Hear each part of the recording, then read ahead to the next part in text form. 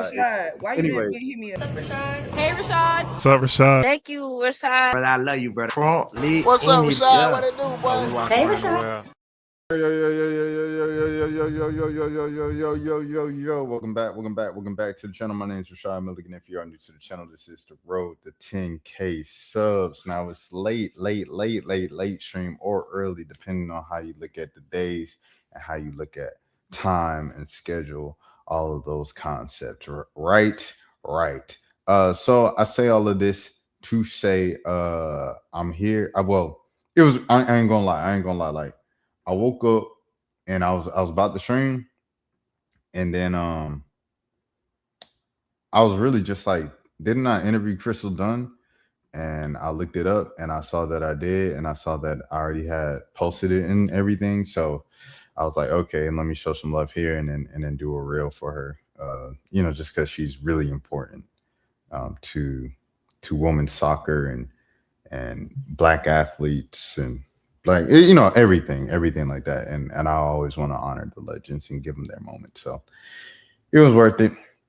Spent the extra hour on that, chopping that down and editing that. So that's up. Probably it's a long day tomorrow. We got a game tomorrow night. So, it'll be a long day with a regular work day and then the game tomorrow night. But we'll cross that bridge when we get there. So I guess I probably won't stream tomorrow night after the game. I probably won't. That's how I'm feeling right now. But you never know. I might have like just a burst of motivation to keep going because I'm so close to like my end of the month goals. And, I really want to kind of, put it over there, Without further ado, let's get into the reason why you're here. You're here for the news. You're here for the bars. The reason why we listen to 21 and the boy, the bars. I'm Birdman in Paris. You can't catch me, man. All right, here we go, man. Shout out Phil Lewis, my brother. A Minnesota man allegedly tried to break Luigi Mangione out of jail in New York, authorities said. Here we go, ABC News. Here's the thing. A Minnesota man allegedly tried to break Luigi Mangione out of jail in New York. Law enforcement sources told ABC News. Mark Anderson, 36, was charged Thursday with impersonating a federal agent after authorities said he showed up to the Metropolitan Detention Center in Brooklyn claiming to be an FBI agent with a court order to release Mangione, sources said. That's crazy. Like, people, they doing anything for this man. From Aaron Cattersky. Shout out Aaron Cattersky. A Minnesota man allegedly tried to break Luigi Mangione out of jail in New York. Law enforcement sources told ABC News. Mark Anderson, 36, was charged Thursday with impersonating a federal agent after authorities said he showed up to the Metropolitan Detention Center in Brooklyn claiming to be an FBI agent with a court order to release Mangione, sources said. Mangione is being held in MDC-Brooklyn while he awaits a federal and state trials for the A-style unaliving of United Healthcare CEO Brian Thompson in December 2024. Anderson allegedly approached the intake area inside the MDC and claimed that he had paperwork, quote unquote, signed by a judge authorizing the release of a specific inmate, according to the criminal complaint. The complaint does not name Mangione, but law enforcement sources told ABC News that is who Anderson was seeking.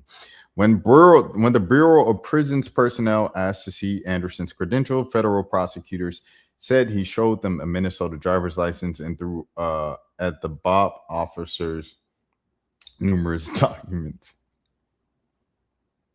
Anderson said he had weapons in his bag, and inside the bag was a barbecue fork and a pizza cutter, according to the criminal complaint.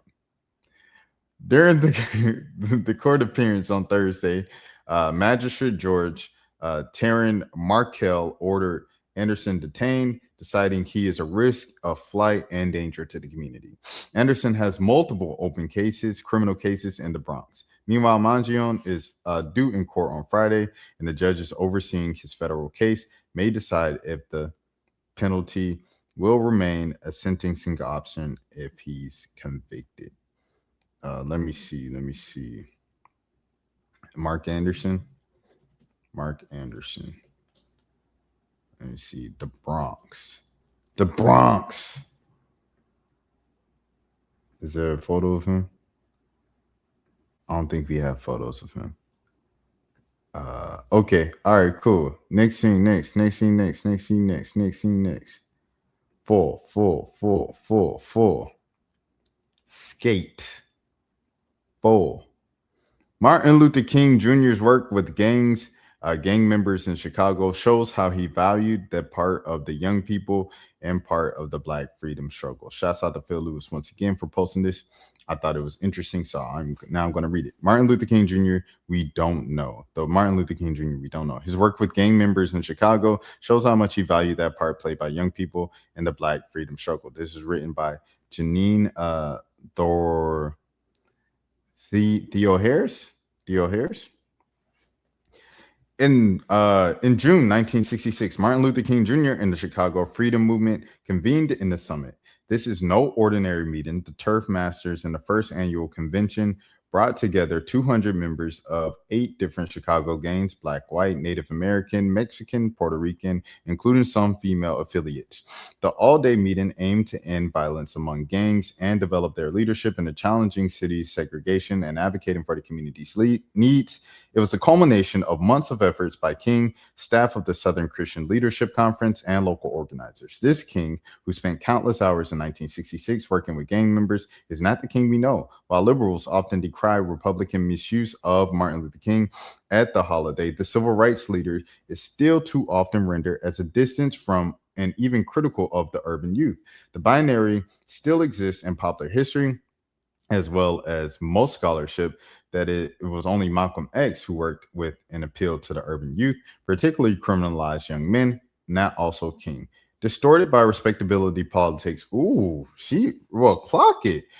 Even with the many progressives, this popular notion that Dr. King comfortably places his work in the past with little reverence to address the people and the struggles we confront today. Most biographies and documentaries place Black urban youth, particularly gang members, as simple antagonists to the civil rights leader by 1966. To reckon King's actual work with gang members and their mutual respect is to see a King who speaks to our times, a King who listened and worked to cultivate leadership of young people, even the most criminalized, a King who called out police brutality, housing segregation, school inequality, and job exclusion, and a King who brought in young people as key participants in the Black freedom struggle.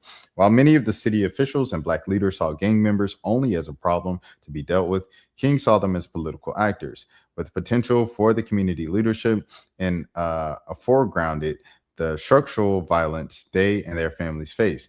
In late May 1963, at a Freedom Fund fundraiser in a rally organized by Mahalia Jackson, King made very clear that Chicago was segregated as Birmingham. By the mid-1960s, he was characterizing Chicago segregation as a form of quote-unquote domestic colonialism, where profit was made by Black immiseration.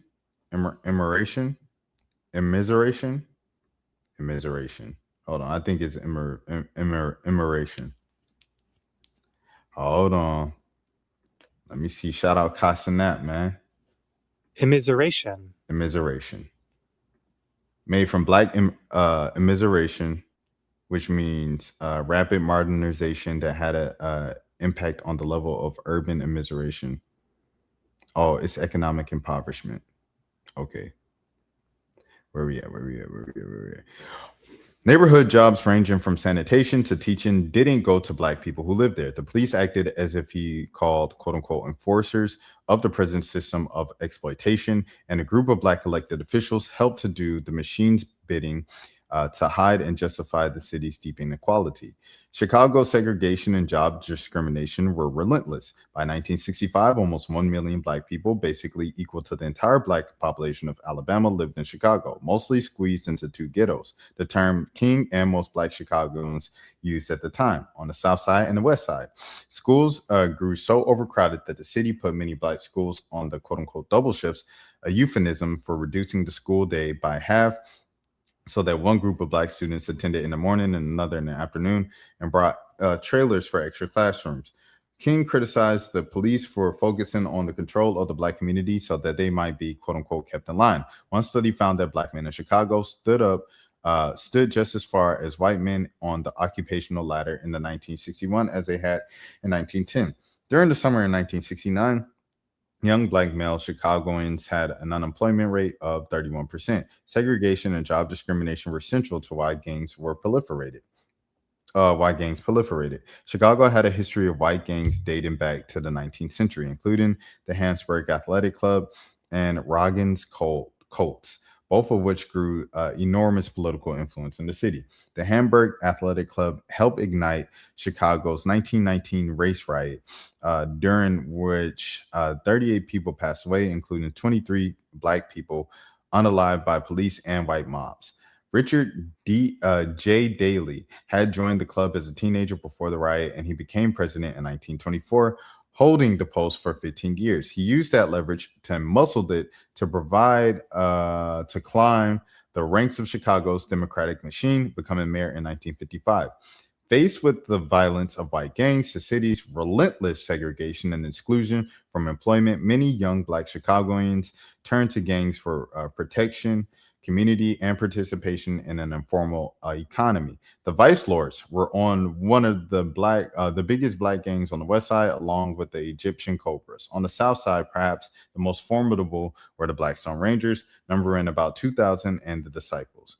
As the number of Black and Latino gangs increased and grew political, they became a police obsession. A robust set of movements in Chicago in the early 1960s had challenged the city's segregated schools, beaches, housing, and jobs. Their organizing had impressed King, who traveled to the city to join their struggles. But Daley's political machine was relentless, and little change had resulted. King and the SCLC decided to join forces with Chicago's Coordinating Council of Community Organizations and the base of the SCLC's first Northern campaign in the city, expand that struggle in 1965. The Chicago Freedom Movement faced a devastating blow in October when President Lyndon B. Johnson, at Daley's behest, stopped the enforcement of the Civil Rights Act against Chicago's segregated schools. But the CFM doubled down, and the Kings moved into Chicago to challenge the city's segregation. King had a lot of contact with Chicago gang members from the start. His first night in town, a group of Vice Lords came by the King's apartment as a show of power. A Vice Lords member, Lawrence Johnson, later explained to Mary Lou Finley, quote unquote, the great civil rights leader was in Chicago, in our hood, on our turf. Johnson and other gang members ended up going to visit King's apartment repeatedly, often for extended conversation and debate. Quote unquote, we had ideological struggles. Well, you could call them respectful arguments, Johnson said. You couldn't help but fall in love with him, to admire him, to want to protect him. The CFM sought to build a broad-based movement to challenge slumnism via school boycotts, rent strikes, anti-eviction work, and gang organizing to both prevent the violence among gangs and to bring these young people into organizing against the city's housing and school segregation. Many people questioned why King wanted to recruit gang members. The Blackstone Ranger leader, Jeff Ford, wrote that he saw King saw, quote unquote, wealth in numbers of the young people affiliated with the street organizations and how organized they were. King's goals were twofold, according to Ford. First, to, quote unquote, change how the government was treating his Black and poor people. And second, quote unquote, to change the violence that Black people were inflicting upon themselves. According to Doris Crenshaw, who had grown up and been active in Montgomery during the bus boycott and then joined the SCLC's efforts in Chicago, one reason the CFM worked with gangs was because gang members were not afraid. The climate of fear for Black people in Chicago was intense. Daley's outsized power and many levels of punishment he deployed against those who stepped out of line. The hostility of the police and sundown towns that dotted the metro area made Chicago feel brutal and more hostile than Montgomery, Crenshaw told me. City officials, the media, and even some SCLC denigrated King's work with gang members. He stuck it out anyway. Dang, wow. Wow. I wanted to say what a gangster, I guess. Other local civil rights and community leaders said that King spent most Friday nights with gang members, talking to them about Chicago's corrupt politicians, abusive police, complicit preachers, and the ways that they were mistreated by the system. He also negotiated to keep the peace among rival gangs, underlying their potential for leadership. These discussions were not just about nonviolence, but addressed structural racism, political strategy, and the urban political economy of the city. As one young man told him, quote unquote, I've been in the basement all my life, and I've been trying to get out of the basement, but I'm still here. Ford emphasized, quote unquote, how attentive a listener King was. He didn't leave when they challenged him. Even if they didn't always agree, two factors garnered respect from a broad swath of gang members, according to Ford. King's commitment to stand up to all of those, quote unquote, who were oppressed, and the fact that he, quote unquote, stood on it. That is, he displayed both courage and the ability to back it up, quote unquote. A warrior without a gun, Ford called him. Coretta Scott King wrote in her memoir that over that time, many of those gang members became, quote unquote, very protective over her husband, explaining that, quote unquote, we never encouraged their protection, even though we understood they were always around.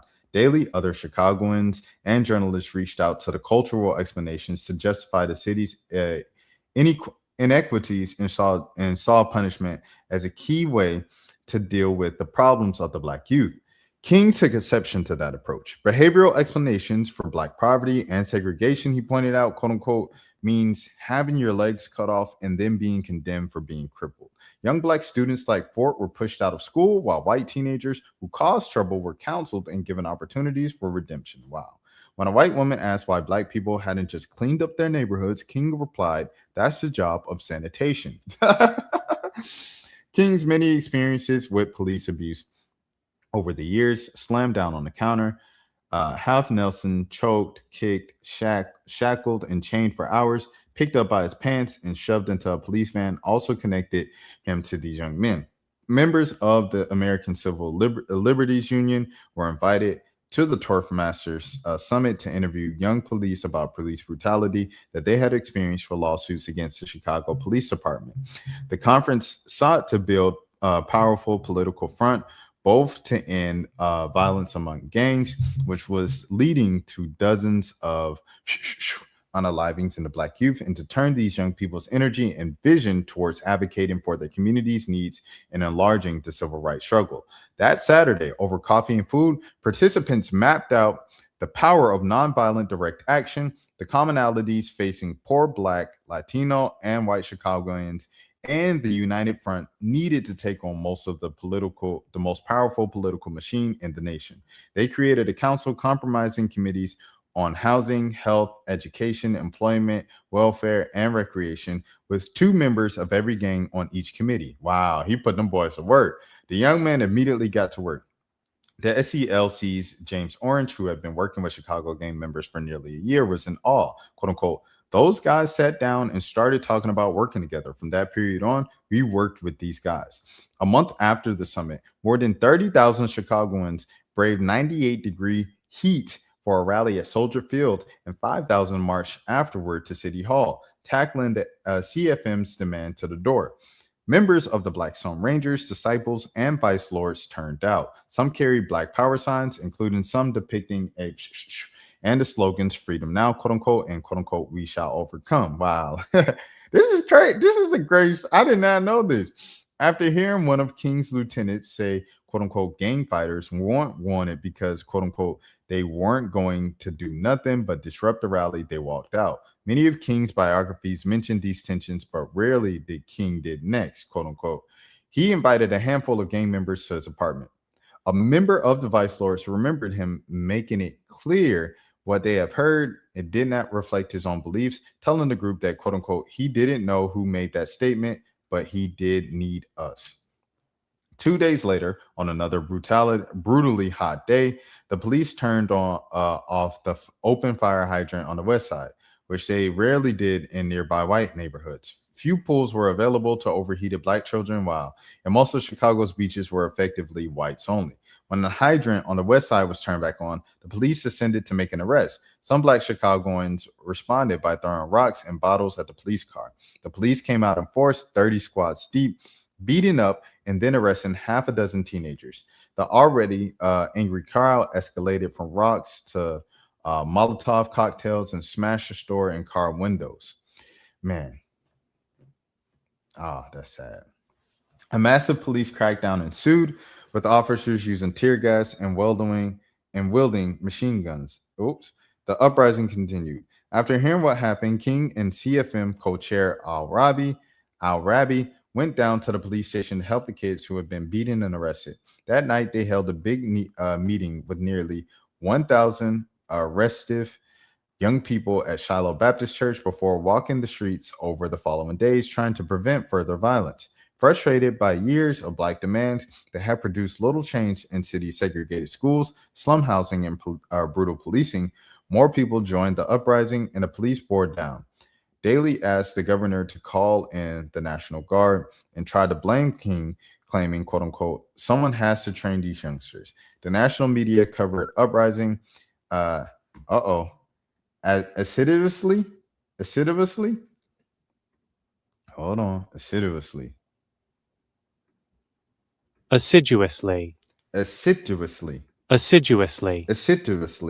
With great care and perseverance. Assiduously. Much more than housing issues and desperately overcrowded schools that the movement had been exposing for years.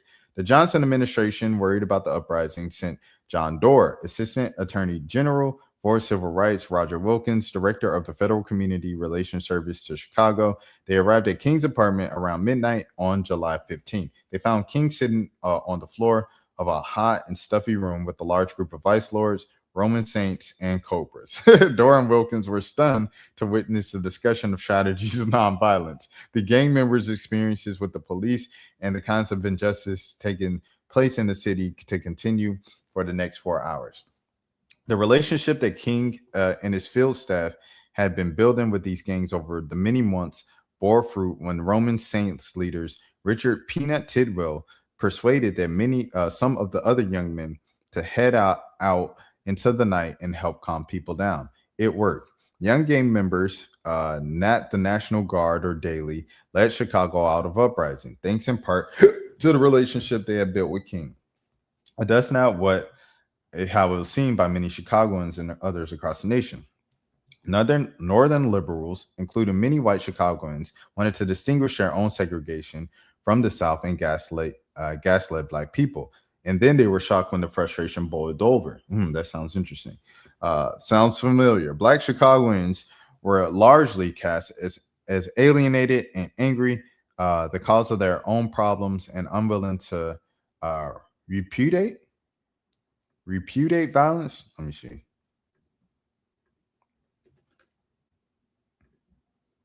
Repudiate. Unwilling to repudiate violence, erasing years of Chicago's nonviolent movements and the ways these young men joined the struggle.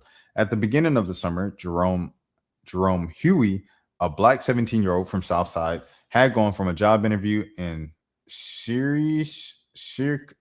Hold on. I'm sorry. I'm not from Illinois. How you pronunciation? Cicero. Okay. Oh, Cicero. I've heard of Cicero. Had gone from a job interview in Cicero and been by 4 young white men. The Chicago Freedom Movement decided to launch a series of open housing marching into some of the city's all-white sundown neighborhoods and picketed real estate agencies in neighborhoods that refused to sell or rent to Black people. According to the 1960 census, only 7 of 100,000 people who lived on the Southside neighborhoods of Gage Park and Marquette Park were non-white. Thousands of white Chicagoans poured out of their homes and attacked the marchers, lobbing rocks and firecrackers, yelling racist epithets. Hold on. I actually know this word. That's the craziest part. I actually know that Epithet. Epithet. Sorry, my bad. Yelling racist epithets. The SELC's Andrew Young found the mobs of men, women. Andrew Young, friend of the channel. A mob of men, women, and children were bigger and in some ways, quote unquote, far more frightening than what the SELC had encountered in the South. Gang members participated in the marches from the beginning, with many serving as marshals. Members from different gangs were paired, quote unquote, so they get to know each other, Orange explained. This cross-gang organizing led to a temporary truce in the city. It took only 2 or 3 marches before, quote unquote, they saw who the real enemy was, he said. Even after they were attacked by white mobs with blood flowing from their wounds, King praised their fortitude and saw that they continued not to retaliate, not one of them with violence. Wow. The Rangers, wow. Martin Luther King had gang members doing nonviolent marches after being attacked by the police, and they were still nonviolent. Twin. Come on now, that's crazy. The Rangers started wearing baseball gloves to catch bottles and rocks being thrown at the marchers. Wow. Bruh, but you know what this remind me of? What they say, when they said all that, right? They said cross gangs, so they get to know each other, all the different gangs and stuff. It reminded me of this moment, bruh. Shouts out to that boy. They like us. Shout out to Cuzzos with the Cuzzos. I'm with it, man. I got with her because she bad. Shout out Russell Rushbrook, man. Shouts out to the West. Shout out Schoolboy Q, man. Shout out J-Rock, man. Absolutely. TDE. Black Hippie. Big Boy. Where Big Boy at? Big Boy somewhere in here. We got a few friends of the channel in here. J-Rock. Okay. There's Big Boy right there. There he is. Shout out to the West. Shout out Steve Lacy. DeMar DeRozan. Boogie in the building, man. Huh? Roddy Rich. The box, huh? Cuzzos. Yeah, shout out to the West. We're at 310 Bobby. Left, right. Let me see you do it. Left, do it. Right, do it. DJ Head, friend of the channel. There you go, 310. Russell Westbrook, friend of the channel. Yeah. Tommy the Clown. Ray Vaughn. Shouts out. All right, anyway, I'm getting sidetracked. On August 5th, King was hit in the head with a rock the size of a fish. Goshly.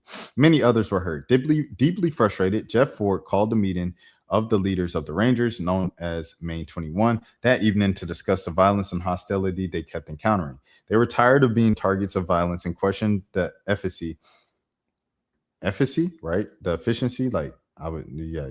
Hold on, but let me see how to pronounce it, though. Shout out Casanat. Efficacy. All right, yeah, efficacy, yeah. And questioned the efficacy of the protest. On top of that, they had seen themselves as King's guardians, and he'd gotten hurt. King came to the meeting and listened while they vented about the terrors of the past week's marches. After listening for a while, according to Reverend Al Sampson, King posed a question, quote unquote, if a building was burning down and you had the ability to save it, what would you do? The young men, angry at what seemed like a leading question, Sampson recounted. Mother effer, don't F with us, they told King, angry about what they saw on Sunday school, sermonizing. Everybody know you use water to put the goddamn fire out. King asked again, and they grew angrier. Then King said, water is another option, my brothers, because you don't put water out with fire. You don't put fire out with fire. Ooh! And told them that they represented the water of, quote unquote, our people, the sustenance of life. Ooh! They were the water. It was the power and their willingness to stand up and challenge inequalities their communities were facing that they would make a difference. Sampson said the next day, these same gang members, quote unquote, were out catching bricks with us. Bernard Lafayette of the SELC, who has spent hundreds of hours over the past year working with gang members alongside Orange and King, explained how these gang members work in marches, quote unquote, brought the best out of them. The SELC's work cultivating their community leadership, he said, quote unquote, showed the potential of what could happen if people were given some direction and support in a community to do something creative and positive in their communities. But that's the opposite of how Chicago movement was framed by the media and at the time, subsequent historians. Hold on, my bad. Let me. I had to unplug my phone. Where we at? Okay, here we go. How the Chicago movement was framed by the media at the time and many subsequent historians. The prevailing narrative in most treatments of King and FCLC's Chicago campaign is that King and the CFM had lost credibility with urban young people, and that was part of the reason why they quote unquote failed in Chicago. In actuality, the CFM's work with gangs grew dividends. Wow. Determined to carry on their work and with community organizations now wanting to support gang organizing, in 1967, the Black Stone Rangers put out a musical review, Opportunity Please Not, with jazz pianist Oscar Brown. Then with a Woodland organization, they got a grant from the War on Poverty's Office of Economic Opportunity and Job Training with gang members. Many young men from the Rangers and Egyptian Cobras journeyed to D.C. after King was in 1968 to take part of the Poor People's Campaign. The Rangers had begun to build an alliance with the Black Panthers that the FBI helped disrupt in 1969. Also in 1969, along with Reverend Jesse Jackson and C.T. Vivian, the Rangers, disciples, and lords organized the masses to take on racism of the city's construction trades, shutting down numerous federal construction sites until they made a commitment to hiring Black workers, later broken by Daley. Daley, the Chicago Police Department, and the FBI found the politicalization of these gangs threatening and built a massive law enforcement campaign to destroy them. Daley knew that, the Hamburg Club experience and political power gangs could amass and abhor this emerging political power base. In 1967, CPD formed the Gang Intelligence Unit, which had Black undercover officers infiltrate gangs, break the truce between the Rangers, the disciples, and push them towards criminal pursuits. So I want to go to this tweet today. I want to go to this tweet, or yesterday, whatever day you guys want to consider it to be. But Sexy Red, she asked this question, and yeah, so here we go with that. She said, "Why do y'all keep saying I work with the CIA? What is that supposed to mean?" And so someone said, "You are a government agent sent to destroy the Black community. You only promote negative things, such as, but not limited to, promiscuity, overconsumption of alcohol and drugs, gang banging, robbery, unalivings, wasting money on jewelry, designer clothes, etc. Terrible diets." So when you see this, that's the exact thing. The CPD in 1967 formed a Gang Intelligence Unit, which had Black undercover officers infiltrate gangs, break the truce between the Rangers, disciples, and push them towards criminal pursuits. There you go. Wow. So they're being too powerful.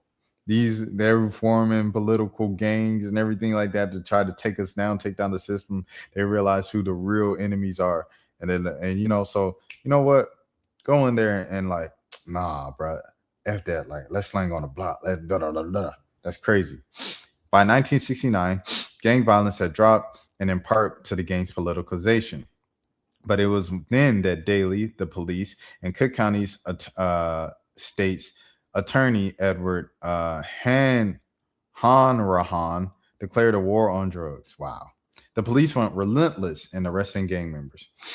I seen thing today, I was watching Tyrann Mathieu talk about how he got kicked out of LSU. And he was saying, it's crazy seeing how normalized marijuana is, and it's allowed for athletes in the NBA with drug testing, when he almost lost his life and lost his career to marijuana just a few years prior, about 10 years prior. So that's just something to see, still how harsh the law and people are on marijuana, and everything like that, and it's just they say, the war on drugs. The police were relentless in arresting gang members, sabotaging alliances, and feeding information to the press and sympathetic congressmen. Wow. So pushing false narratives. Wow. I remember my first job out of school, I was working in Douglas County in Douglasville. And shouts out to LeBron, friend of the channel, the star student from Douglas County High School, and he now is a freshman at Morehouse College in Atlanta. But my first job there was like this gang bus and stuff, and it was this big arrest, and we reported on it. And then I was just looking at what the people were saying, and I just went down the pipe hole and on Facebook and stuff, and I saw that it was just a music group just hanging out, and they just had like lots of weed and stuff like that. Obviously, making music. They say this is not no gang, this is just a musical group. And so I like came back to the police chief with that, and he said, well, regardless if they're a music group or not, we've done an investigation, our department has, and what they did with the amount of people they had, it goes under the characterization of a gang. And I just thought I thought it was important for me to learn what the community was saying, what they were actually saying, and then pose that question at least to the police chief, so we can include it in the story and everything like that. I feel like that's more helpful reporting than just taking what the police says as law and then just running with it and okay, thanks, police chief, and then moving about your day. Like, no, like learn what the community is saying, learn what the people are saying, get ingrained with the streets so you can accurately tell the story as the best way possible. Like that stuff matters. Like, I don't know. Hey, that's what journalism is, bro. All right, here we go. The police were relentless in arresting gang members, sabotaging alliances, and feeding information to the press and sympathetic congressmen. The GIU had tremendous sway with the prosecutors and judges and got high bail set. Shout out to Marley Went. Shout out, Marley for sure over there in the Chi-Town. Shouts out all my people, Joycey. You know what I mean? Dick Daphne. Who else? All my people over there in Chicago. Mojo Brooks, you know what I mean? Seeking to push them back to criminal pursuits. The unit made hundreds and hundreds of arrests, though most of them didn't hold up, and spread misinformation to the press and even the U.S. Senate. The Atlantic, in a two-part series on the Rangers in 1969, flagged the role of the Chicago police and the media in hyping a sense of constant fear of the Black Stone Rangers, pointing out, quote unquote, much of the information passed on the press is shown to have no substance upon thorough investigation. But these police efforts were devastatingly successful. It is time to reckon with Martin Luther King Jr.'s work with gangs, too often positioned at odds with the Black urban youth. He is regularly name-checked in these Harang Group young activists. Hold on now.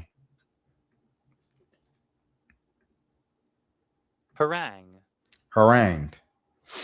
Here we go. He is regularly name-checked to harangue young activists who push too aggressively against the status quo.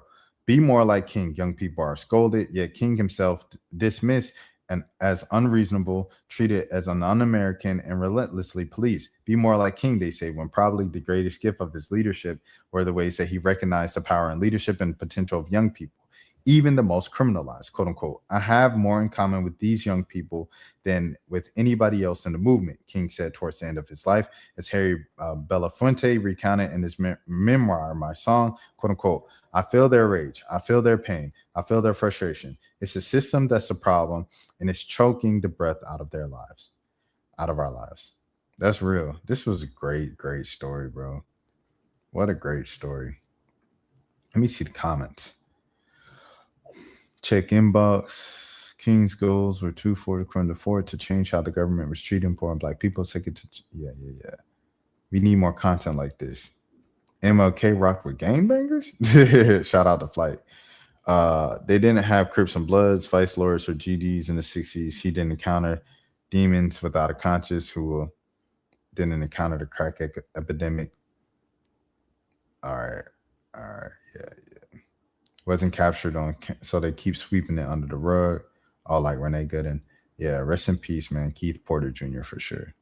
Let me swing these over so I have this. Hold on now. I need to get back. Where we at? Hold on. Let me get back right now. I like folks now. All right, cool. I found that. Get this right. Make sure everything's good. We good. All right, I believe we are good. Hold on, let me check this. The sign up. Okay, cool.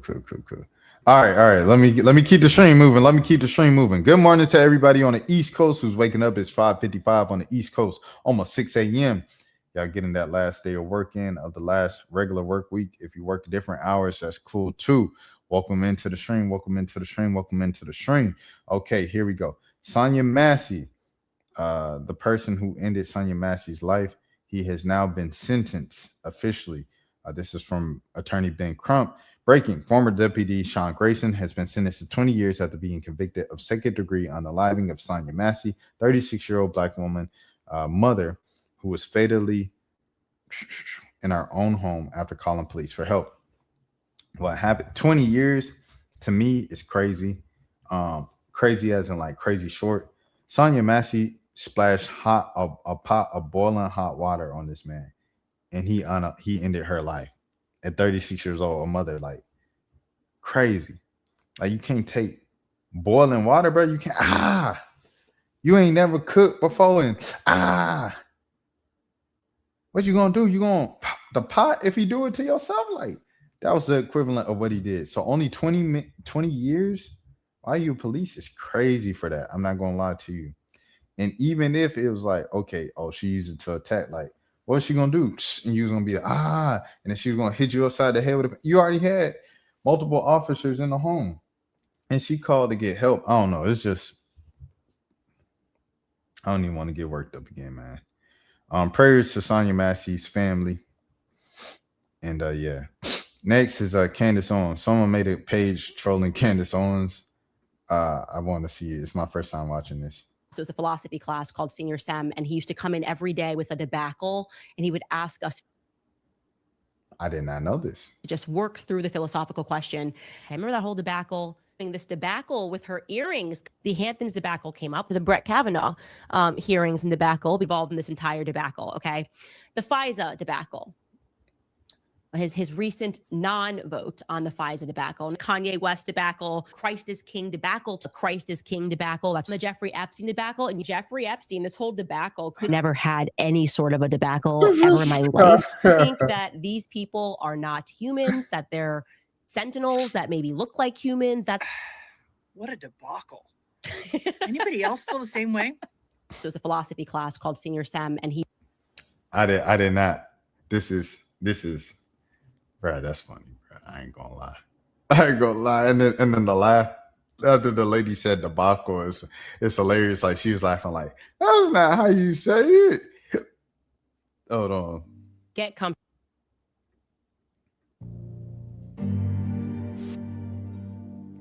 Get comfortable, you guys, because it is going to be a long week. I have so many explosive revelations to share with you. Revelations. All right. Okay. Revelations.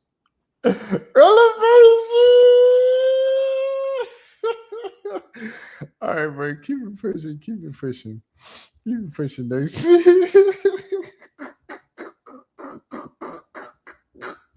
Bro, why they make a whole page trolling this woman, bro? Why did they take her? Why they make a whole page trolling this woman, bro?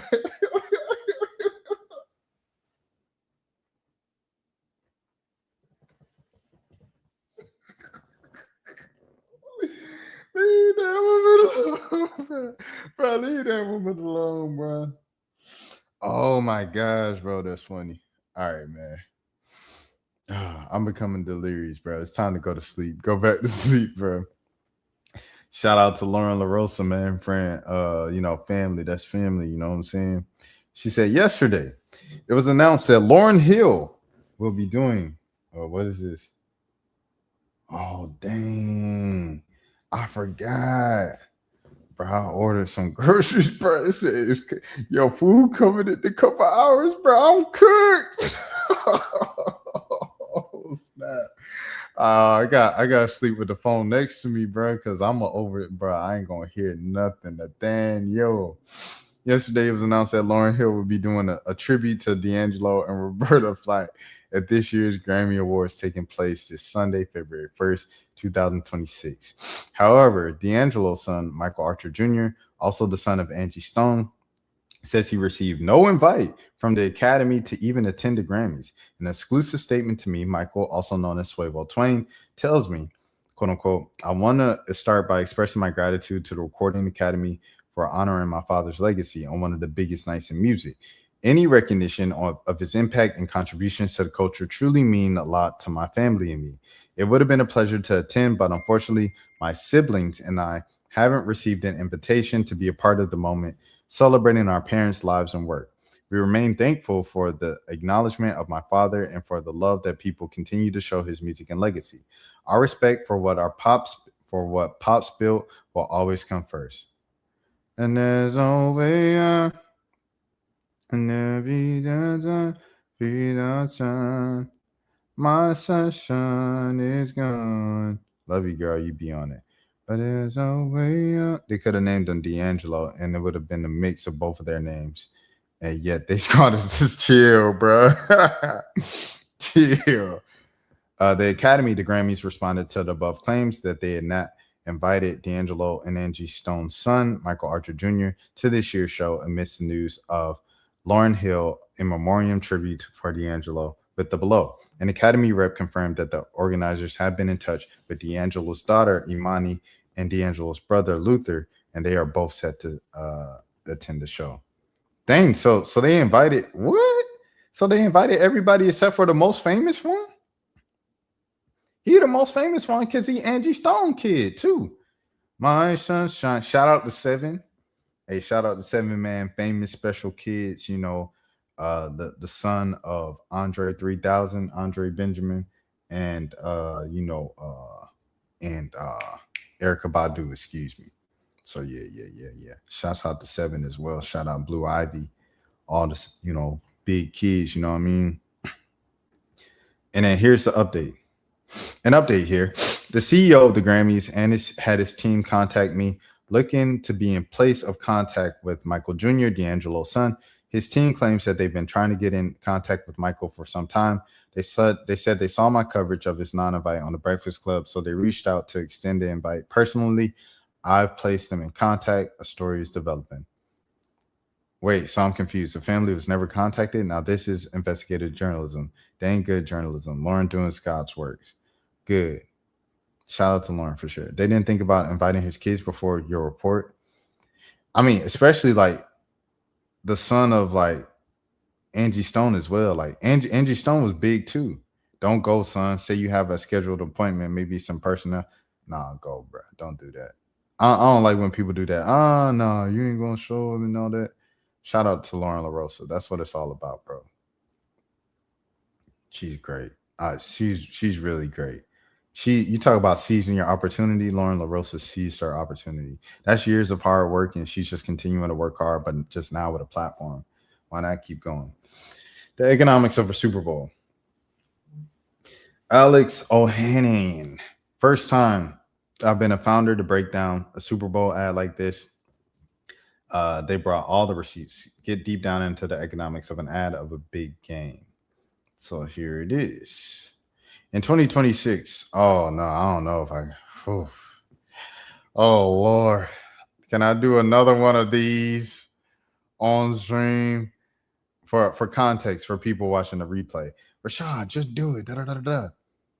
Bro, I have some groceries coming in an hour. I think we're gonna table this topic. We're gonna table this story, and we're gonna read the full thing the next stream. So I'm not rushing through it or anything like that. So that's what I'm gonna do. All right. I'm respect Serena Williams and her husband, and we're gonna do it like that, bro. All right. Okay, cool. My sunshine had gone, and there's a way out, and I will be out through the storm. My sunshine.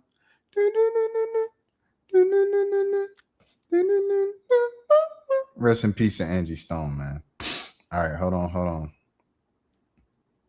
right, let me scroll back up. Get back right.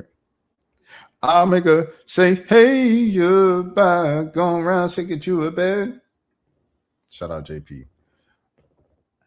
160 appearances, 25 goals, FIFA World Cup, Women's World Cup, and U20 FIFA Women's World Cup champion, Olympic gold medalist, and one legendary career. Crystal Dunn has officially announced her retirement from professional soccer. We hear. For those of you who didn't know, so I just gave that whole spiel, right, about how I have like life that happens. Like my day starts in 2 hours right now, and I'm on stream. The reason why the stream is so late / early is because I realized, I was like, I thought I had an interview with Crystal Dunn. I did. So I chopped it up to do a short. It took an hour because halfway through it, the program crashed and I had to start all the way from scratch. And I started all the way from scratch and I finished it and I uploaded it. And so I say all of this to say that is the reason why I'm losing an hour of sleep tonight. And I'm okay with it because we have to honor our legends and thank them while we can. Today, I'm announcing my retirement. This decision has not come easily, but I'm at peace. Hold on, let me reshare because I lost the audio and I will forget. I will forget. When I get to the other videos, I'm gonna be laughing. Y'all ain't gonna hear nothing. Y'all just gonna see me laughing. Today, I'm announcing my retirement. This decision has not come easily, but I'm at peace and deeply fulfilled with all that I've accomplished. I've achieved nearly everything I've dreamed of in the sport and gave it all I had to give. I'm ready to embrace the life that awaits me on the other side. I look forward to spending more time with my family and being a more present mom. This was not a decision made lightly, but this was one made with immense gratitude for everything I've experienced as a professional soccer player. I've grown through challenges, celebrated incredible triumphs, and cherished every part of the journey. I first kicked the soccer ball at the age of 4, never knowing that it would change my life and bring me so many moments beyond my imagination. Every stage of my career taught me the importance of humility, resilience, and gratitude. My journey wasn't perfect, but it was beautiful, filled with trophies, medals, lessons, and indescribable joy of welcoming a baby along the way. Of course, I did not travel this road alone. I was constantly fueled by the love and support of my family, friends, and truly remarkable teammates and amazing coaches. The locker room became my home away from home. To my teammates, thank you for impacting me both professionally and personally. You pushed me to be better every day, supported me through the tough moments, and helped me cross every finish line. To my coaches and support staff, thank you for guiding, challenging, and believing in me. The lessons that you've given have extended far beyond soccer, and I will carry them into this next chapter of my life. Turning the page is never easy. There's so much history, so many memories tied to the spaces that I'll never experience again. The life of a professional athlete can never truly be replicated, but I'm excited to continue impacting the game from my new perspectives. Thank you all to being a part of this incredible journey.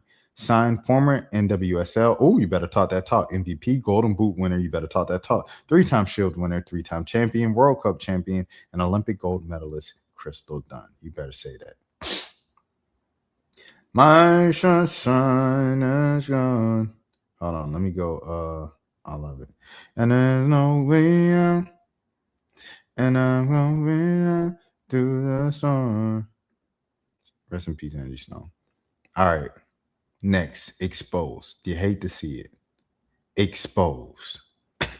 Steph Curry positions himself as a social justice advocate, but since the start of the Gaza unalivings, he's invested in 2 Israeli startups by the IDF intelligence operatives, and his co-investors are Zionist fanatics, including Sean McGuire of the Sequoia Capital. Details in the next post. And here's another one. Kevin Durant invested in the Israeli surveillance drone setup.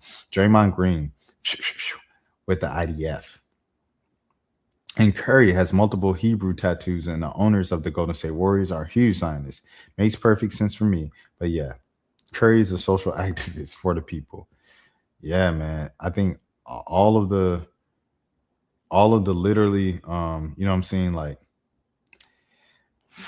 I don't even want to speak. I don't even want to speak. But this is just what people said. It's just what people said. Okay. Next scene, Tusi. Allow him to be a walk-on. I was gonna allow him to be a walk-on, and I was gonna allow him to be a walk-on, but I don't know if I'm gonna do that no more because we got some more talent that's coming in. No, coach, that ain't what happened. I told you I wasn't coming there no more, and you felt like you wanted to break the news first before I went and told people what school I was going to. Like, I ain't gonna lie, that nigga's a bozo for that. That nigga a bozo. And that was never the conversation. Conversation was never about me being a walk-on or none of that. Conversation was y'all paying for my school. Like, that's what it was. And if he lied, I got receipts. Like, that nigga crazy for that. I told that nigga I wasn't going there no more. That nigga went online and said, yeah, we was gonna allow him to be a walk-on. Like, dang, what? Come on, man. But that's neither here nor there. And no, I do want to say this though. If I was gonna be a walk-on at the university, which I don't mind walking on to a great school, like I understand where I'm trying to get in life. So being a walk-on does not bother me at all. But for him to offer to pay for my school and then get online and say, yeah, I was gonna allow him to walk on. Once I tell you that I don't want to go to the school no more because I'm going to this school, it's kind of lame. I think he was just trying to save face. I ain't gonna lie. I think he was just trying to save face. What school he going to now? Be like that, man. What's walking on to me though? If I had to walk on and pay $100,000 for school, okay, cool. My bills ain't even $100,000. I spend $100,000 to go to school. I spend more than $100,000 every month. That's crazy. 100,000 every month is crazy. Tusi, let me see. What school is Tusi going to?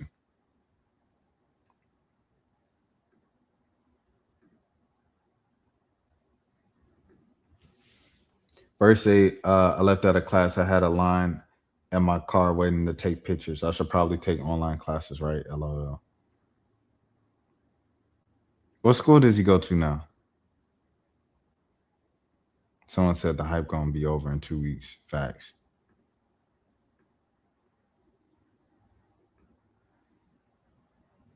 Go Tigers. He go to LSU? I had to take my last video down because people was in the comments like, University at LSU. Listen, y'all know what I'm at. Come with me for my first day of class at the University of Louisiana State. I'm very excited. Bro, this man said University of Louisiana State. Bro, I ain't gonna lie. You might not need to be in that school, bro. And Tusi, you not even like 18. You know how 18-year-olds might not know the official name of the school? If the school's name is LSU, if the school's name is LSU, the LSU stands for Louisiana State University, man. And if you can't tell, a little bit nervous. I do have one in-person class. For the people that didn't see the video, I do have one in-person class. I wanted to see what the college experience was like. I don't know if that was the smartest thing to do, but we're going to see. Dear Heavenly Father, please watch over me in the name of Jesus, I pray. Amen. Yeah, I'm excited, man. Go Tigers, and let's have fun at LSU, man. I had to take my last video down because people was in the comments. So this man played for LSU. For real, like. So Tusi go to LSU?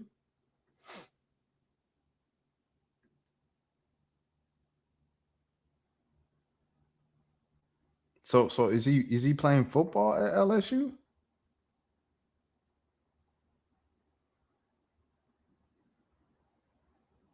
Oh, let me see. Is he gonna play football at LSU though? See, this is the thing that we don't know. Lane Kiffin. Oh, I can. Okay, be quiet, Rashad. Okay, next. Michael Irvin, transfer portal. Now, from school to fucking school is not being the cocoon of life. I'm just going to naked. I'm going naked. Coaches can do it. Coaches can do it. Why not? Coaches, they're coaches. But as a kid, I got to teach your ass how to fight. Because you want to have to fight for your damn family. You have to fight on your job. So why are you going over here? Things don't work, I'm leaving. Things don't work, I'm leaving. Over here, I'm leaving.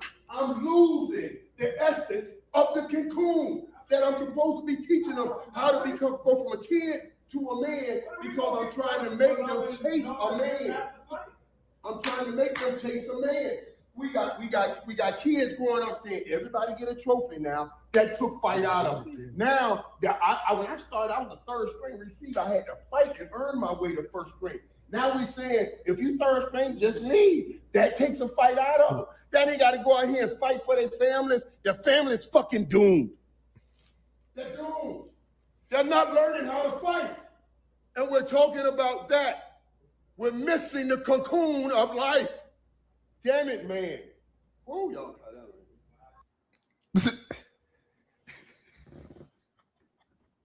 Gotta love the playmaker, man. Did he support the you getting Cam Ward, then Carson Beck, then new quarterback? Did he support them getting prime with the Cowboys? They are there because they have fight. It's a new day. Old school. Get out the way. That's a fact. That's a fact, bro. I ain't gonna lie. Like bouncing around from school. like y'all best players have been transfers. Even Indiana, bro. Like Fernando is a transfer, bro. Like there's no school there's like big school, whatever, where you were led by a high school kid. They're all transfers now. I don't know the last one where it was like the kid started off there. Like that might be something. Heisman Trophy winners. Trophy winners. History.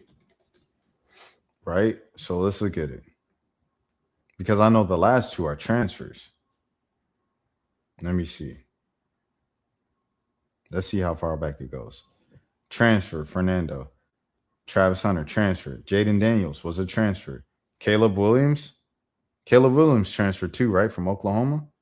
Bryce Young. He's the last one. Bryce Young's the last kid that was a high school commit and stayed the way through and became that. I think Devontae Smith was too. Joe Burrow was a transfer. Kyler Murray. He stayed, right? Yeah, he stayed. Baker Mayfield. Was Baker Mayfield a transfer? Mayfield transfer. Let me see. Yeah, Texas Tech. So there it is. So he was a transfer. Lamar Jackson, school So most of these kids in the last 10 years are transfers, bro. Like Baker Mayfield transfer. Let me see if Kyler Murray, just to make sure. I don't think Kyler Murray transferred, but let me just make sure. I forgot he used to be on Texas A&M. Transfer. Let me see. I don't think Devontae Smith transferred. Oh, he did? No, that's a cornerback. Wide receiver. No. So he stayed. So here we go. Stayed, transfer. Hold on. Stayed 3 transfers, so 1 and 3. Stayed 2 and 3. Stayed 3 and 3. Caleb Williams transferred, right? He transferred from Oklahoma. Transfer. He did. I thought so. So 3 and 4, 3 and 5, 3 and 6, 3 and 7. So 7 out of the last 10 Heisman Trophy winners all transferred. So there hasn't been outside of, and if you take away just Alabama in general, it's literally just Lamar Jackson. Everybody else, so take out Nick Saban. Eliminate Nick Saban, nobody else has transferred, bro. The only non-transfer big college football star in the last decade was Lamar Jackson. If you take out Nick Saban's program. Crazy, bro. All right, next. What a story here. Abella Danger is looking to become an NFL and sports agent. She's currently at the University of Miami as a law student, and she intends to become a sports agent after earning her degree. It's one heck of a journey to becoming a sports agent. Now, I don't know if you guys knew this, but the way this even came about was like they just showed her in the crowd. ESPN showed her in the crowd during the national championship, and she was crying, like rooting for Miami. People are like, "Is that?" And then went viral. I remember I seen it on stream where I was like, "Why is she trending?" And I saw that she was at the game, and then she was like talking about Fernando Mendoza and his fit with the Las Vegas Raiders. But it was at a convention, and I was like, "Why are they interviewing her about this at a convention? And why did they post this on a reputable, like, on an actual media platform? Like, that's crazy." And then, so now is this. So, hey, congratulations to Abella Danger for kind of pivoting and starting up her career and following a new passion and everything like that. Best of luck to her in this new career and this new pursuit. And but yeah, like what this whole thing is like, what the heck? Shouts out to her. Best of luck to her too in her new endeavors. AU government names. Whoa. Oh, Abella, I think she was on no, I'm thinking of someone else. I thought she was on Clapping for the Wrong Reasons, the Childish Gambino small film for because of internet, but I don't think she was. It was someone else. All right. AU government names. Oh, whoa. Hey, Natasha Nicole Matt. What's up? Crazy. Hey, Alicia Angelica. Hey, Alexis Kia Brown. Hey. Brown. Kia Brown.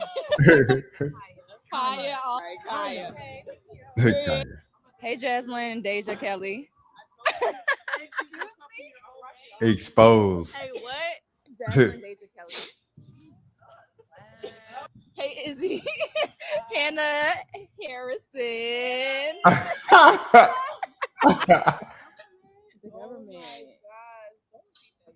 Do not repeat that. Eleni. You trying to catch me? Eleni. Hey, Ariel Asante Atkins. Hey, Caitlin Sarah Chin. Oh. Hey, Sarah Ashley Barker. What's up? What's up? Hey, Elena Denise Coates. Oh my God. What the government? Hey, that's me. Hey, Aaliyah Marie 9. Why the government though? Actually, I like my middle name. Period. Hey, Kiera LaJoy Leslie. How are you? That's the thing. Yes. My whole name is the same. I did Tahina, Aliva, Because it's two names, Yes, technically. 2 names. Alive, Tala. Tabe, Tala, Abe. Yes, Okay, cool. period. How are you? I ain't gonna lie, like that's the most serious that I've ever seen Tahina, bro. Her explaining her name. And she's even smiling then. Because it's two names, Yes, technically. 2 names. Alive, Tala, Ave. Tabe, Wow. Tala, Abe. Yes. Okay, Olive cool. Talahave. How you doing? Tahina Olive Talahane Papao. Papao. All right, next. All right, Jaslyn. Okay, let's react to some streamer stuff and then I'm out of here, bro. I'm going back to sleep for an hour. Oh no. Nobody is more righteous, nobody is more saved, nobody is more holy than nobody, right?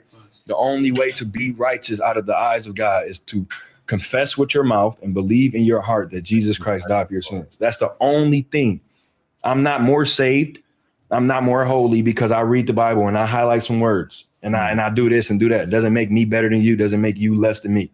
Right? So he says that so we being many are one body in Christ. All of us, nobody. Nobody is more righteous. Nobody. W Aries, bro. W Aries, dog. Man, this is beautiful, bro. I ain't gonna lie. Like what Aries doing, bro. I ain't gonna lie. It made me emotional, bro. Like that's some real stuff. That's some real stuff, bro. For sure. DDG TikTok live hopping.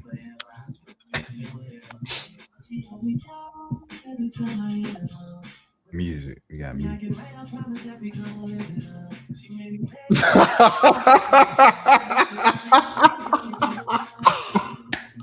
Shit ugly, bro.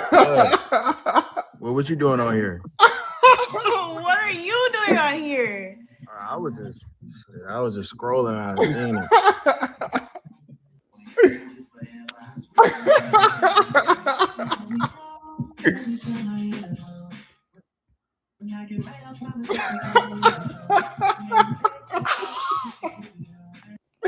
Bro, DDG is stupid. This dude is a great entertainer, bro. Like, bro, he just know how to entertain, dog. Like, I never, bro. He really like, he one of them, bro. I ain't gonna lie. I'm glazing DDG. It is what it is, bro. He really one of them. India Love, give me a Somali game. Like the judging after, like, oh my God, like, you know, you're not gonna be able to help that ever. Look at me, the fuck. Like, look at me. You just have to keep swimming, just keep swimming, and keep doing you and creating good digital footprints for yourself.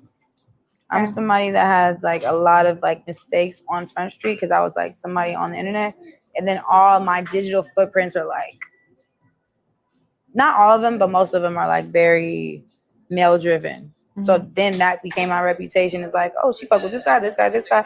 Even though I'm a person that's just a cool person to be around, and I love memories and taking pictures and shit. But that's something I wish I would have stopped doing as much, is like posting my memories and pictures and content and shit with these guys, because they did whatever they wanted. Yeah, they did whatever they wanted with that. Versus me just keeping it to myself and not being so I don't give a fuck. Like, you actually should give a fuck, because you're gonna look back, be like, fuck. Hey, W India Love, bro. W big sister advice. No, he told me that it would be fine. It's because we cleaned up. No, it was 150 more because we have a zero tolerance policy for even 1 minute. What, they got charged 150 for going 1 minute over time? Nah. Okay, we'll take it out with the app, because there's no way the guy just. No, that's crazy. No, we ain't doing that. You gonna charge me 150 for going 1 minute over? We ain't doing that. Nah. If it was 15 minutes or something like that, I get it. We not doing 1 minute. What the fuck? You ain't no man. Streamers don't fuck with me, so I stay in my. I know niggas don't fuck with you. All right, come on. But, I'm just keeping it real. You're supposed to say no. I feel you're a great guy. Man, fuck. I don't know if you're a great guy. Whatever. I just met you. That's cool, dog. Like, we gonna figure that out. All right. You're not structured. You are not structured. Yeah, but I ain't gonna bite my tongue. They saying like I can't speak my opinion. I don't never speak my opinion, but I did just now. Yeah, it's great. What the fuck? He was being honest. Funny Mike was being honest, bro. I ain't gonna lie. He's being honest. You're in that structure. I paid you that. Like, we were cool with you not doing that. How you gonna pay someone to bully you? Good. Someone had to tell him. Funny Mike, that's scary. He gonna tell him like it is. Nobody want to be associated with this racist. All right, next. Here we go. We going to Clover. Yo, bro, pull up on me, gang. Yo, what a nigga acting on? What a nigga acting on? What a nigga gotta do to see this nigga, chat? This nigga he don't fuck with niggas, man. What a nigga gotta do to see him? Nah, bro, why you moving like that? You know my new name? No, fuck your new name. Fuck your old name, bro. Bitch. Bro, I thought you was pulling up. My new name is Incognito. Yo, bro. Bruh, I just said this, bro. When I said Clover gotta tighten up, I said the only people who don't have nothing on them on their name publicly is Punga and like Reggie. Reggie ain't did nothing, you know what I mean, recently that done stain Casanat legacy or name. I ain't gonna lie, man. Punga ain't got nothing on his name, bro. Punga is his nose clean. All right, next. We staying within Clover.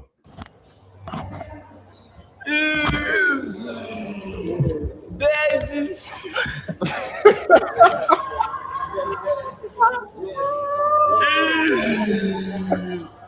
Sie sprechen in die Instagram. You're so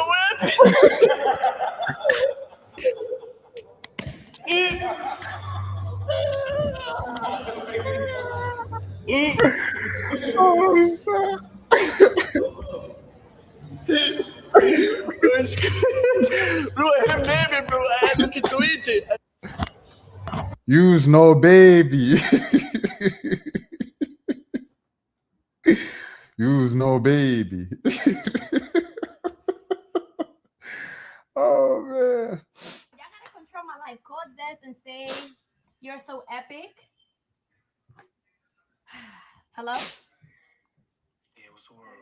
You so epic.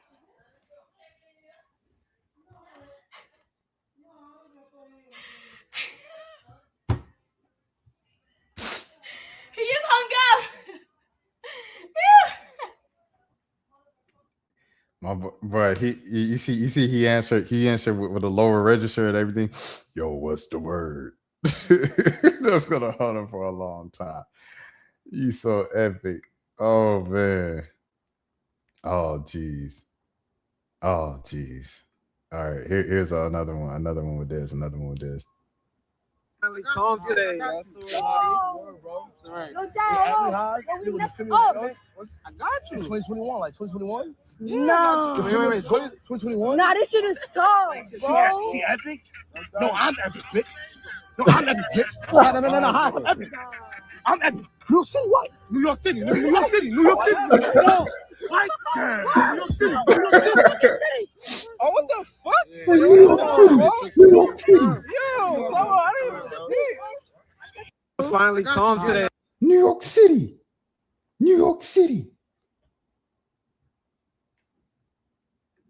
All right, next.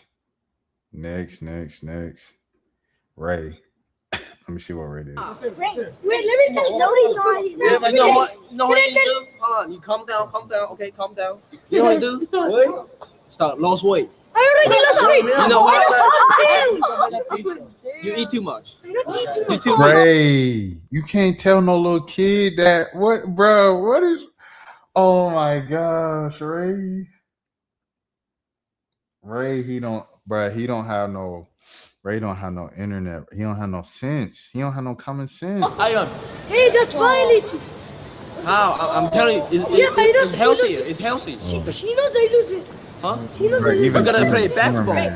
I should speak here. You play soccer, then you gotta play more. I should speak here. Wait, let me tell Zoe. Bro. Yeah, but you know what? Basketball. Bro, she can't believe it, bro. She like even when the little kids is like, bro, I can't believe he said that. The little kids saying that. You play soccer, then you gotta play more. I should speak here. When you surprise the little kids like that, that's bad, bro. Ray gotta chill, bro. But he ain't gonna chill. This who he is, man. So I just paid $6K for a regular plain Jane Rolex. You feel what I'm saying? This was what I got it for streamer prom originally. Did it? Yeah. So what I did was I just took the bezel off, took the face off of it, and I got it changed. You feel what I'm saying? So it went up more. No, it actually goes down when you do shit like that.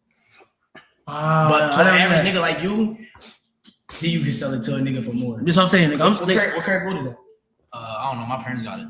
I think it's like 10. It's not that much. 14 or something. 10 shit. You know the value of gold recently went up even more. Like that change. Yo, gang, why are you trying to why are you talking like that, Reggie? Like, hey, you can stop smoking weed one time, nigga wanna talk like a stepdad. Oh yeah, when the gold actually recently went up. He said like his stepdad. It's crazy. Oh yeah, that back in the fucking floor. I'm trying to teach you. Shut your bitch ass up, bro. You still a stud. I can't put you on. So I just paid $6. Oh snap. He is so hot. He should have just finished.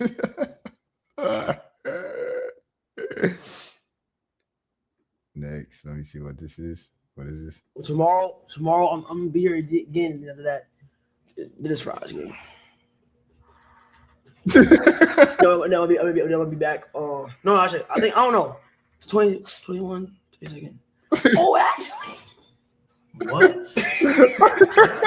Nothing you said, bro. He said, what? What?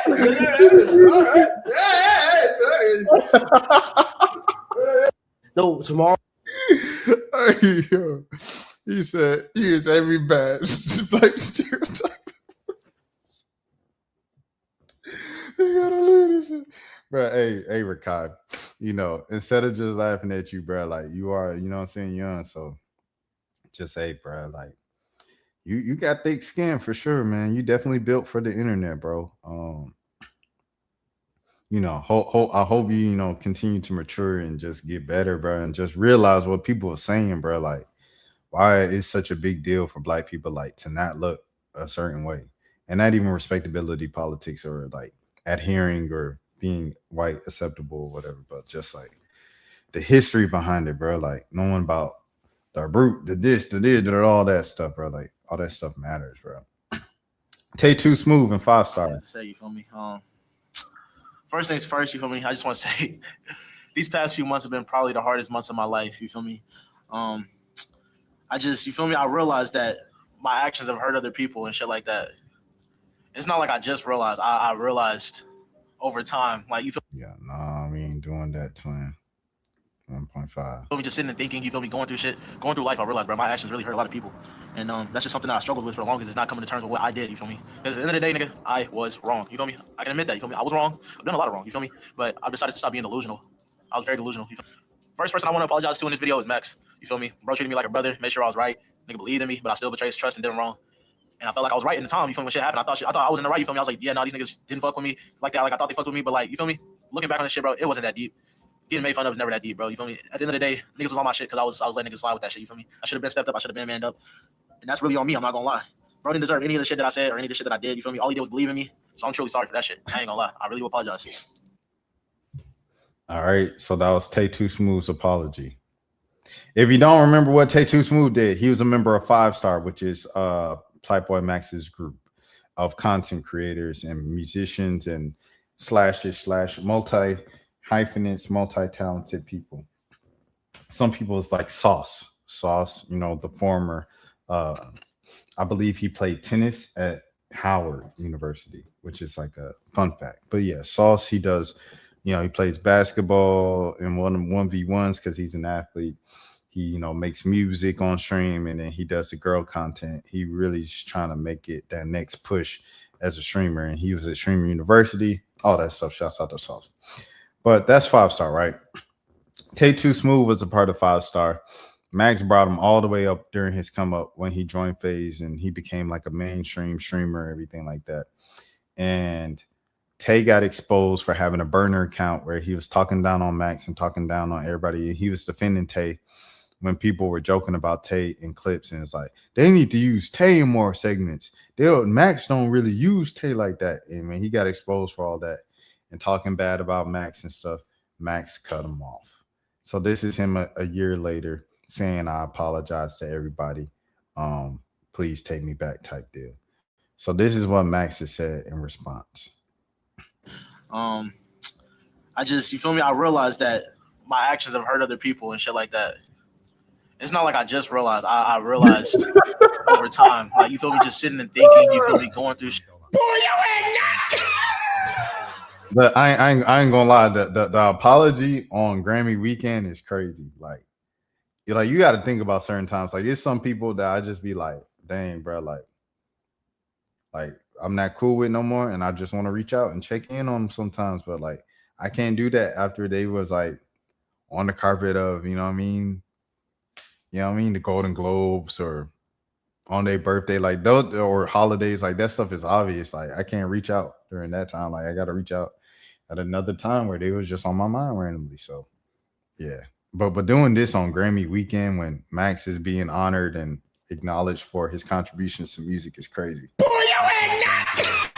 Boy, you ain't not KC3, nigga. Yo. Hold on, chill. Yo, bro.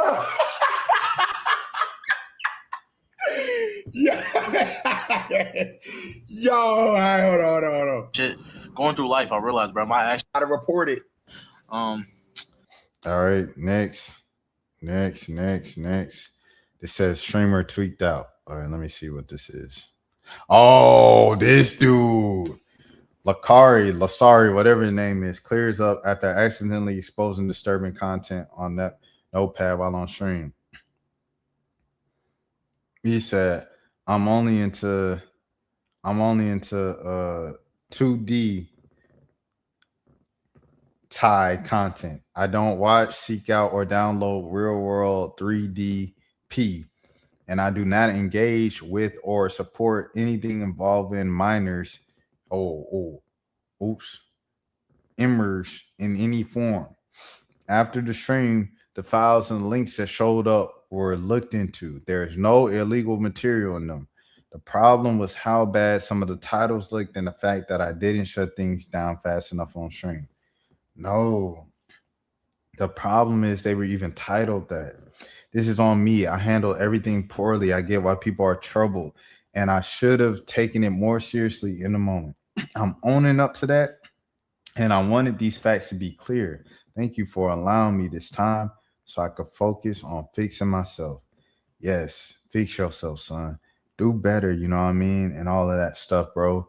To all of you guys, I appreciate y'all genuinely so much. Thank you for all the support. Thank you for all the love. I got to go to sleep because I have to start my day in about an hour. Oh, it hurts just thinking about. But we're going to get through it. You're going to get through it, whatever you need to get through. My name's Rashad Milligan. Please subscribe because this is the road to 10K subs, baby. We on there. We going to do it. Please subscribe because we live or doing some content on this channel each and every single day as we have for the past 330 days. Original content, original live streams, everything like that. 333 days in a row. We are 35 more days away from 365. Oh my gosh. When I started this, I was like, let me just see if I could do 40 days Lent. I ended up doing 330 days. And I'm like, I might as well get 365 now, baby. Hey, I'm talking about Mountain Dew, baby. This is a part of my... Man, come on, man. I'm going to sleep, bro. Y'all take care of yourselves. Yeah, have a good Friday whenever y'all watching this. Love you. God does too. And till next time, have a good morning. Have a good afternoon. Have a good evening. Have a good night. Have a good day. If nobody else told you today, I care for you. Please take care of... Rashad, why you didn't hit me up? Hey, Rashad. What's up, Rashad? Thank you, Rashad. Brother, I love you, brother. What's What's up, Rashad? What it do, boy? Hey, Rashad.